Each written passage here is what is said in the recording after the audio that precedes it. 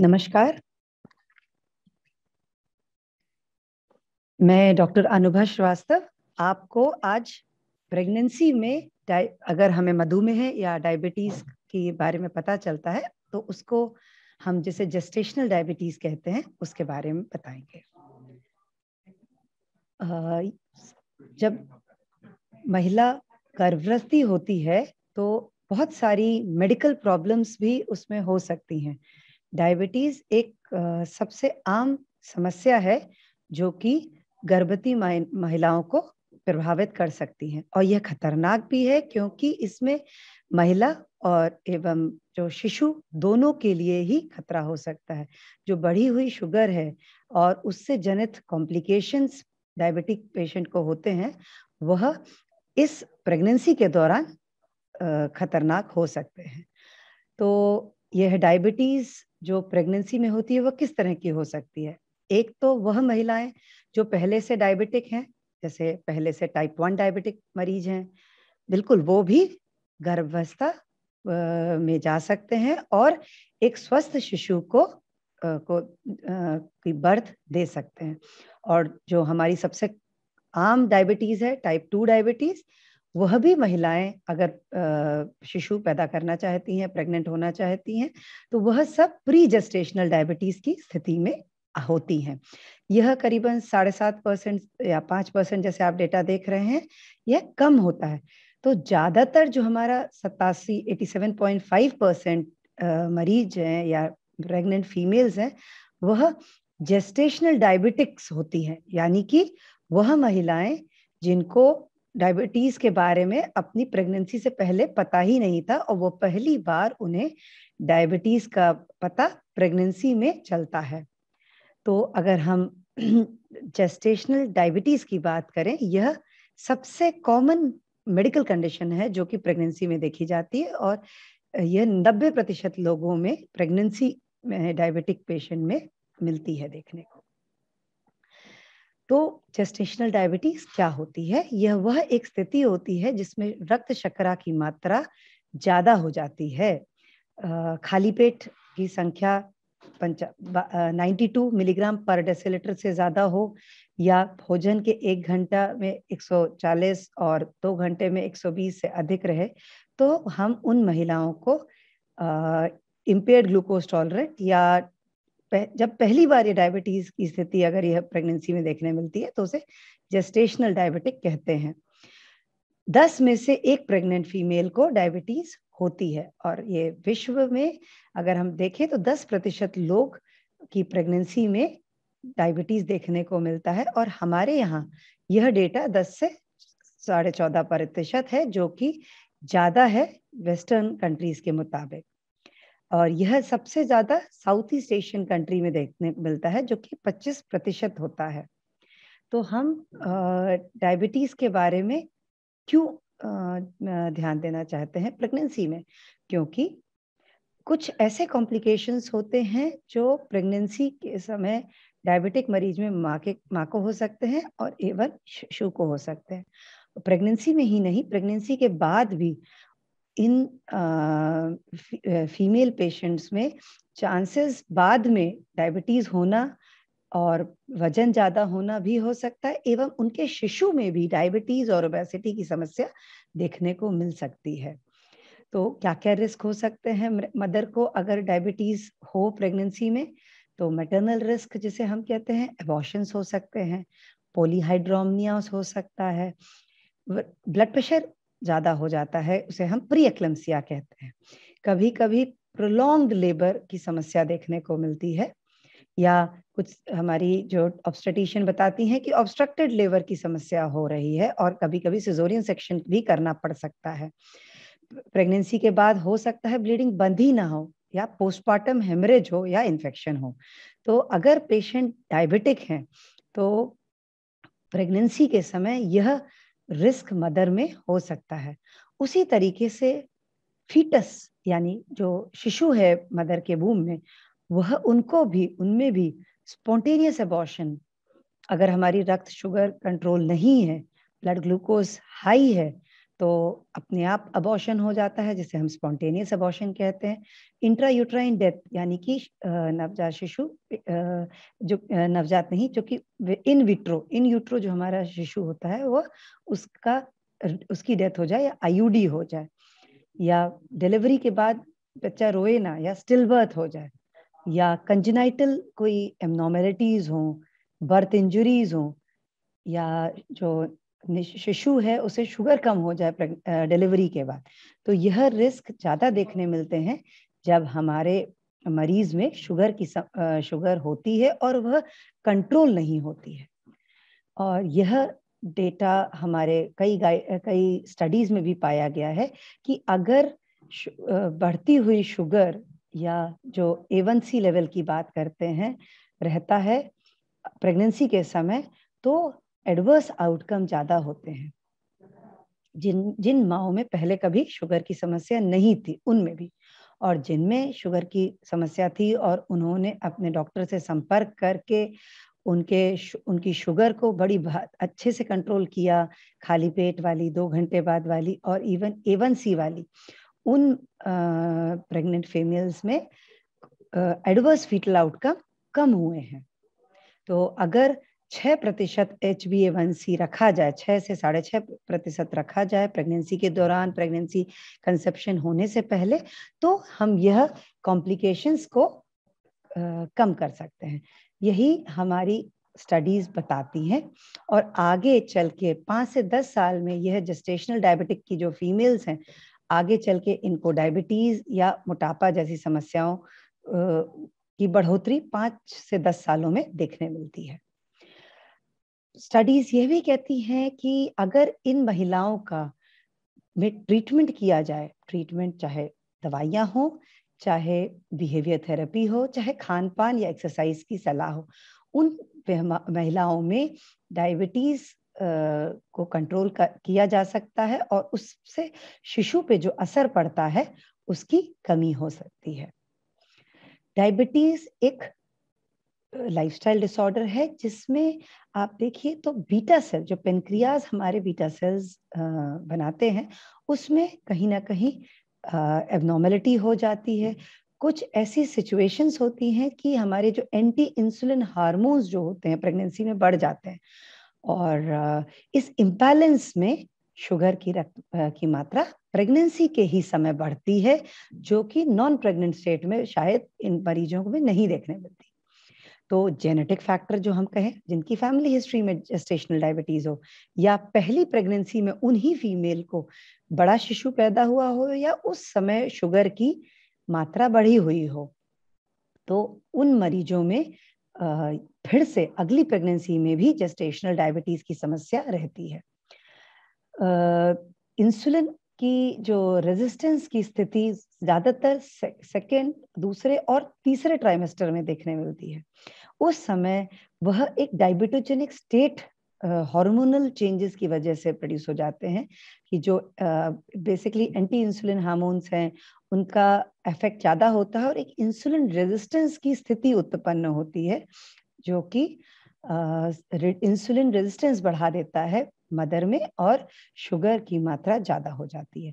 जब ये बढ़ी हुई शुगर मदर से बेबी में जाती है, जो प्लेसेंटा से फ्रीली सर्कुलेट होता है, तो वह बेबी के जो फीटस के जो पेनक्रियास को स्टिमुलेट करता है, वहां पे वो इंसुलिन ज्यादा प्रोड्यूस करता है, बड़े साइज का बेबी कराता है। तो दिक्कत क्या होती है कि फीटल हाइपर इंसुलिनीमिया होता है, और उससे एक बड़ा शिशु या कि लार्ज फॉर डेट या मैक्रोसेमिक शिशु हो सकता है। बेसिक ऑक्सीजन लेवल पे भी चेंजेस होते हैं, तो फीटल हाइपोक्सिया की स्थिति उत्पन्न होती है, और यह स्थिति ब्लड में, हार्ट में और आगे चल के मेटाबॉलिक सिंड्रोम की स्थिति शिशु के लिए भी पैदा कर सकते हैं। तो एक हाइपोथेसिस जेस्टेशनल डायबिटीज में कही जाती है, जिसमें बताते हैं कि कुछ ऐसे एपिजेनेटिक स्टिमुलेशन होता है, जेनेटिक लेवल पे बीटा सेल्स का स्टिमुलेशन होता है प्रेगनेंसी में, इन मदर्स में, इन हाई रिस्क मदर्स में, जो कि जेनेटिकली जीन के एक्सप्रेशन को बदलाव करता है। और जब वातावरण या एनवायरनमेंट में चेंजेस होते हैं तो वह एक मेटाबॉलिक सिंड्रोम की स्थिति उत्पन्न कर देता है। मेटाबॉलिक सिंड्रोम क्या है? जिसमें वजन अधिक होने लगेगा, ब्लड प्रेशर, ब्लड शुगर ज़्यादा, उसकी मात्रा थोड़ा ज़्यादा होगी जो हमारे नॉर्मल लेवल से, और कोलेस्ट्रॉल जो हम बात करते हैं, टोटल ट्राइग्लिसराइड्स बढ़ा हुआ मिलेगा, और जो प्रोटेक्टिव HDL है उसमें कमी देखने मिलती है।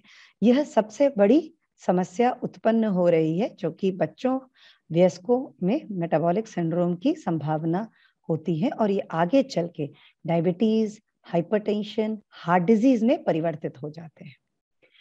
तो टाइप 1 डायबिटिक मरीज जो हैं या टाइप 2 हैं, जो इनको पहले से पता है कि उनको शुगर है और वह प्रेगनेंसी करना चाहते हैं, उन लोगों को जब तक शुगर कंट्रोल ना हो प्रॉपर कॉन्ट्रासेप्शन यूज करना चाहिए, और अपने डॉक्टर से संपर्क करके सेफ मेडिकेशंस लेना चाहिए, जिससे A1C लेवल 6 या 6.5% रहे, और तभी कंसेप्शन के लिए जाना चाहिए। यह बीमारी को कंट्रोल करने के लिए हमें कई स्पेशलिटी की जरूरत पड़ सकती है, हमारे फिजिशियन, हमारे एंडोक्रिनोलॉजिस्ट, हमारे गायनेकोलॉजिस्ट। तो इन सभी के सहयोग से हमारी आंख के डॉक्टर, क्योंकि ना ही हम उनको शुगर कंट्रोल करने को हिदायत देते हैं, उनको थायराइड टेस्ट करने की हिदायत देते हैं, उनके आंख की टेस्ट जरूर करने को कहेंगे, स्पेशली टाइप 1, क्योंकि प्रेगनेंसी के समय रेटिना पे असर पड़ता है और डिटोरिएशन हो सकता है आंखों पे जब पेशेंट प्रेग्नेंट होते हैं, स्पेसिफिकली जो हमारे टाइप 1 के मरीज है, जो इंसुलिन डिपेंडेंट डायबिटिक हैं। बाकी थायराइड की भी टेस्ट जरूरी है, कुछ STDs की टेस्टिंग की जाती है, सेक्सुअली ट्रांसमिटेड डिसीज की। तो whole pre conceptual counselling, family counselling का बहुत रोल है टाइप 1 और टाइप 2 डायबिटिक पेशेंट में, जिनको बहुत जरूरी है बताना कि आपका शुगर की मात्रा प्रेगनेंसी में और स्ट्रिक्ट हो जाती है और स्ट्रिंजेंट हो जाती है नॉर्मल डायबिटीज की स्टेज में, और कंट्रोल अगर रहेगा तो मैटरनल फीटल कॉम्प्लिकेशन से बच सकते हैं। बहुत सारी सोसाइटीज हैं, बहुत सारे रिकमेंडेशन है कि किसकी स्क्रीनिंग कब करनी चाहिए। तो हम अपने इंडिया की स्थिति बताएंगे। हमारे यहाँ साउथ ईस्ट एशिया में यूनिवर्सल स्क्रीनिंग का प्रावधान है कि कोई भी फीमेल प्रेग्नेंट होती हैं तो उनकी स्क्रीनिंग शुगर के लिए जरूर करनी चाहिए। कब करनी चाहिए? बहुत सारी जो हमारी संस्थाएं हैं बहुत जेस्टेशनल डायबिटीज मेलिटस को टेस्ट, क्योंकि जैसे हमने कहा सेकेंड और थर्ड ट्राइमेस्टर में ही इंसुलिन रेजिस्टेंस सबसे हाई मिलता है, तो यही सबसे ज्यादा समय होता है जब GDM के मरीज हमें मिलेंगे। तो 24 से 28 हफ्ते जो जेस्टेशन के होते हैं, यानी कि 6वां और 7वां महीना प्रेगनेंसी का, उस समय ये टेस्ट करके कंफर्म किया जाता है कि माँ को शुगर की समस्या तो नहीं है। पर क्योंकि प्रेग्नेंट फीमेल जब भी आए, किसी फर्स्ट विजिट पे आए, तब भी उनका शुगर जरूर टेस्ट कर लेना चाहिए। चाहे अगर फास्टिंग आए तो फास्टिंग ना भी आए तो रैंडम या A1C भी करना चाहिए, जिससे हम जो महिलाओं को पता ही नहीं है कि उनको शुगर हो सकती थी या है, वो भी डिटेक्ट हो जाए, और 24 से 28 वीक पे भी हम टेस्ट कर सकते हैं। ज्यादातर जो हम टेस्ट करते हैं, महिलाएं जो आती हैं सबसे पहले उनका पहला फास्टिंग सैंपल निकालते हैं, फिर उनको 75 ग्राम ग्लूकोज देते हैं, और उनके 1 घंटे और 2 घंटे का शुगर का मात्रा देखते हैं। तो बहुत सारी ही सोसाइटीज इस बात पे सहमत हैं, और जो हमारे भारतवर्ष में अब सब जगह यूज किया जा रहा है कि एक सिंगल स्टेप प्रोसीजर है कि जिस समय महिला आए, पहली विजिट में आए, चाहे वो फास्टिंग हो चाहे वो नॉन फास्टिंग हो, 75 ग्राम जब हम ग्लूकोज पिला के 2 घंटे का टेस्ट करते हैं और वह 140 से ज्यादा हो, उनको हम जेस्टेशनल डायबिटीज वहीं पे लेवल कर देते हैं। पर अभी हम ही ने बताया आपको कि 24 से 28वें वीक पे सबसे ज्यादा चांसेस होते हैं, तो हम उस हफ्ते उस वीक में फिर से रिपीट टेस्ट कर सकते हैं, और जो महिलाएं उस समय रह गई हो, अगर उनका 2 घंटे का शुगर 140 से ज्यादा है तो उनको हम जेस्टेशनल डायबिटीज लेवल कर सकते हैं और बाकी को नहीं। तो अब हमने यह ढूंढ लिया कि हाँ, यह महिलाओं को डायबिटीज है और इनकी शुगर मात्रा कंट्रोल हर हालत में हमें खाली पेट 95 के नीचे रखनी है और खाने के 2 घंटे बाद 120 से नीचे रखनी है। यहाँ जी ये वैल्यूज काफी कम है जो हम नॉर्मल मरीजों को बताते हैं। तो ट्रीटमेंट क्या करना है? शुगर की मॉनिटरिंग करनी, ये सबसे जरूरी है। करीबन 6 बार तक की मॉनिटरिंग का हम लोग कहते हैं। खाली पेट कर लीजिए, खाली पेट यानी 8 घंटे खाली पेट रहिए। फिर उसके बाद आप खाने के नाश्ते के 2 घंटे बाद कर लीजिए। भोजन, दोपहर के भोजन से पहले प्री लंच कर लीजिए, दोपहर के भोजन के बाद पोस्ट लंच कर लीजिए, रात के डिनर के पहले प्री डिनर कर लीजिए और रात के डिनर के 2 घंटे बाद कर लीजिए, पोस्ट डिनर कर लीजिए। तो ग्लूकोज मॉनिटरिंग का बहुत जरूरी है। देखिए 2 तरीके का है। एक तो हमने आपको स्टडीज और डेटा बताया कितना जरूरी है कि शुगर हमारी 2 घंटे के बाद वाली या किसी भी समय की हो 120 के नीचे हो, क्योंकि इसके ऊपर अगर कंटिन्यूअस ग्लूकोज का लेवल रहता है, ग्लूकोज टॉक्सिसिटी होती है, तो ये हमारे माँ और शिशु दोनों के लिए हानिकारक हो सकती है। और दूसरा, अगर मरीज खुद टेस्ट कर रहा है तो वो खुद भी सजग रहेगा कि कैसे इसे कंट्रोल करना है। क्या हमने खाया और आज हमारी शुगर बढ़ गई, क्या हमने थोड़ा सा टहला नहीं या एक्सरसाइज नहीं की, हमारी शुगर बढ़ गई। तो यह बहुत ही अनिवार्य है। दूसरा, मेडिकल न्यूट्रिशन थेरेपी, यानी कि डाइट, जो हमारी सही डाइट होनी चाहिए, सही प्रपोर्शन खाने का हमें खाना चाहिए, समय समय पे खाना चाहिए, कम कम खाना चाहिए, बार बार खाना चाहिए। सब यहाँ पे तो हम यही कहेंगे सबसे सेफ तो इंसुलिन है। हम लोग पढ़ाते हुए आए हैं, पढ़ते हुए आए हैं कि भाई अगर प्रेगनेंसी होती है तो सबसे सेफ इंसुलिन का योग प्रयोग करना चाहिए प्रेगनेंसी में, और इस नंबर पे पहुंचना चाहिए। एक्सरसाइज करनी चाहिए। अगर वजन हमारा बहुत ज्यादा है, जो हम बीएमआई की बात करते हैं 25 है 30, तो हाँ थोड़ा सा वजन में कमी करेंगे तो आराम रहेगा। और यह कमी अगर हम पहले ही कर दें, वेट रिडक्शन अगर हम प्री काउंसलिंग स्टेज, जो काउंसलिंग में जब बात करते हैं प्री जेस्टेशनल स्टेज की बात करते हैं, अगर वहीं कर दे तो यह समस्या और कम हो जाती है। चाहे दवा से करें, चाहे एक्सरसाइज से करें, चाहे अपने खान पान यानी डाइटरी बिहेवियरल मॉडिफिकेशन से करें। तो self monitoring of blood glucose सबसे बड़ा पिलर है हमारे डायग्नोसिस के मैनेजमेंट में। हाँ, A1C भी हम फ्रिक्वेंटली करा सकते हैं। हम वैसे तो 3 महीने पे कराते हैं, इन मरीजों में हम मंथली भी करा सकते हैं। तो जो हमारी मिनिस्ट्री ऑफ हेल्थ ने जो गाइडलाइंस दी है, हाँ हम घर पे भी मशीन से अपना चेक कर सकते हैं, जिसे हम सेल्फ मॉनिटरिंग ब्लड ग्लूकोज कहते हैं। हम जो घर आपके ग्लूकोमीटर अवेलेबल हैं, हम उनसे ही टेस्ट कर सकते हैं। हाँ, कई बार आप टेस्ट कर सकते हैं, एक टेस्ट स्ट्रिप्स भी दी जाती हैं, उससे चेक कर सकते हैं कि आपका ग्लूकोमीटर सही टेस्ट दे रहा है कि नहीं।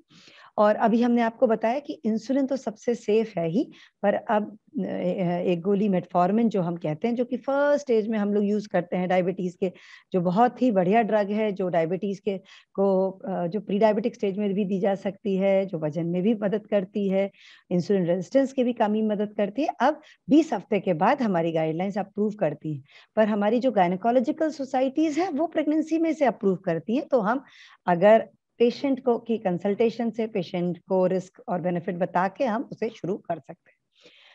तो ये तो बात हुई टाइप 2 डायबिटीज के मरीज जो प्रेग्नेंट होते हैं, या जो जेस्टेशनल डायबिटीज के मरीज प्रेगनेंसी में होते हैं। और टाइप 1 के मरीज में तो कंटिन्यूअस ग्लूकोज मॉनिटरिंग का बहुत अच्छा रिजल्ट आ रहा है। अगर रेगुलर मॉनिटरिंग ब्लड ग्लूकोज की होती है तो हम एक टाइम इन रेंज की बात करते हैं।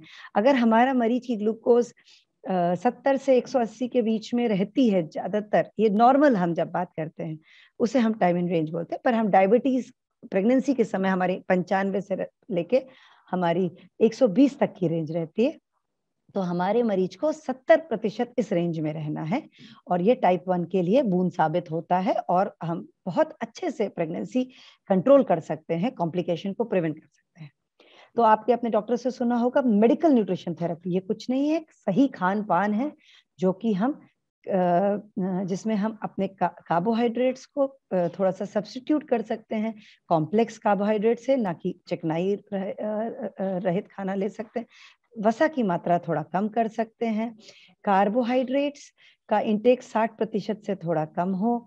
हम डिवाइडेड मील्स की बात करते हैं, जो हम मेजर मील्स 3 बात करें और इन बिटवीन 3 to 4 स्नैक ले लें, कम कम और बार बार खाएं, जिससे हमारे शुगर लेवल की मात्रा एक साथ ना बढ़े। ये बहुत जरूरी है। हम तो अपने ज्यादातर मरीजों को कहते हैं जो भी आप खाते हो उसे 2 बार में खाइए। ब्रेकफास्ट 2 बार में डिवाइड कर लीजिए, लंच 2 बार में डिवाइड कर लीजिए, डिनर 2, उतना ही खाना आप 2 बार में खाएंगे तो खाने के बाद वाली शुगर आपकी 120 के नीचे रहेगी। यह एक थाली सिस्टम है।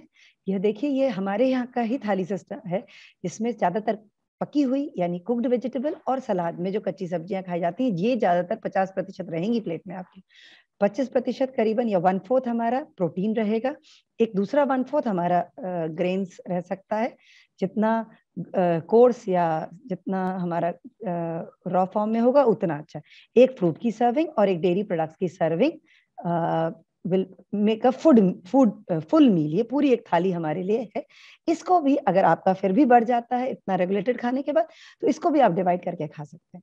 बहुत ज्यादा हम कैलोरी रिस्ट्रिक्शन प्रेगनेंसी के समय नहीं बताते हैं। नॉर्मल फीमेल्स में बहुत ज्यादा ओबेसिटी हो तो भाई थोड़ा सा रिस्ट्रिक्शन कर सकते हैं, बट यह समय बहुत कैलोरी रिस्ट्रिक्शन का नहीं है, जबकि कैलोरी सब्स्टिट्यूशन का है।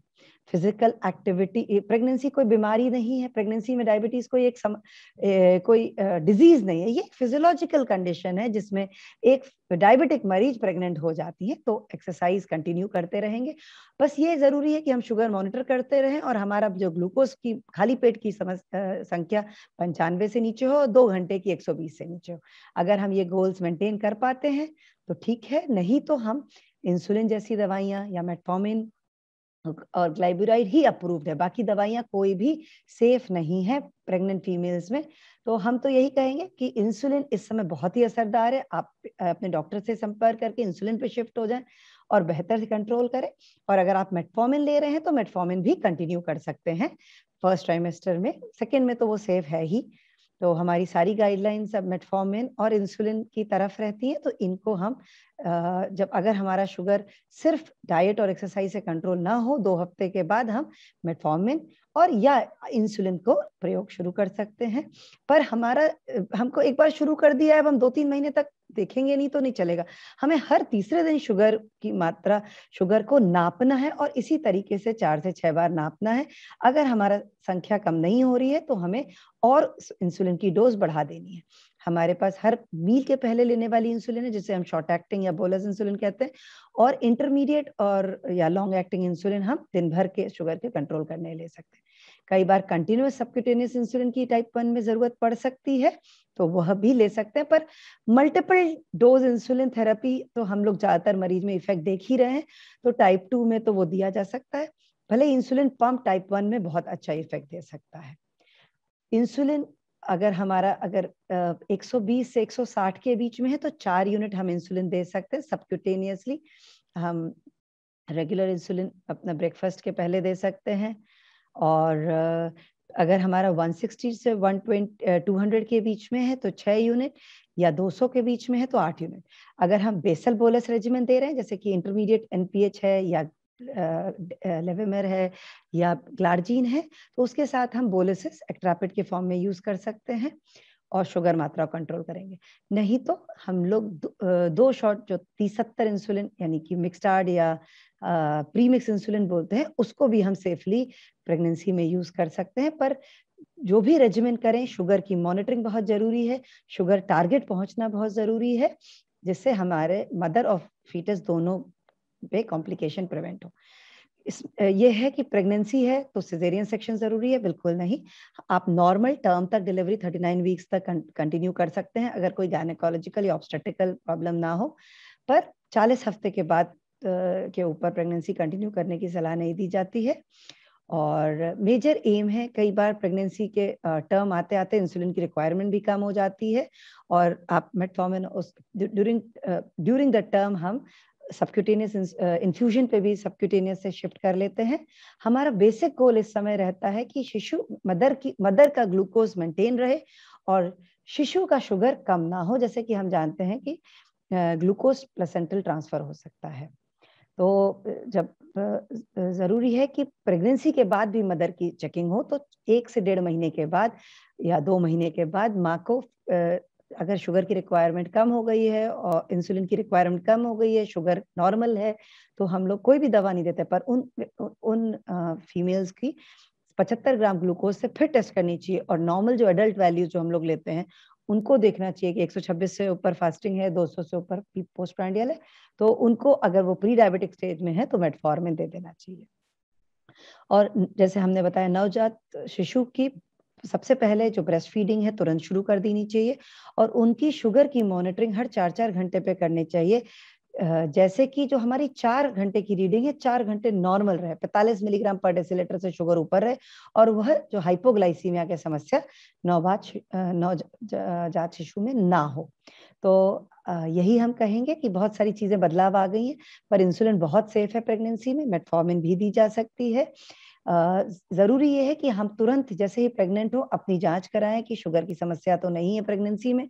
अगर है तो शुरुआत से ही डाइटरी और एक्सरसाइज की डाइट रिस्ट्रिक्शन और एक्सरसाइज एनहांसमेंट करें, और अगर मेडिकेशन की जरूरत है तो बिना हिचक लें, जिससे हमारी वैल्यूज भी सही रहें और हम माँ और शिशु दोनों के कॉम्प्लिकेशन को ही ना प्रिवेंट करें। हम आगे जेस्टेशनल डायबिटीज की ड्यूरेशन में जो शुगर पता चलती है, और आगे जब वो टाइप 2 डायबिटीज में परिवर्तित होती है फीमेल्स में, और बच्चों में चाइल्डहुड ओबेसिटी और डायबिटीज में हो सकती है, उसे प्रिवेंट कर सकते हैं। धन्यवाद।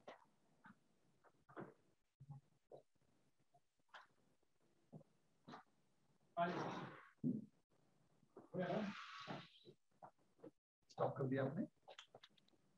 नहीं, स्टॉप।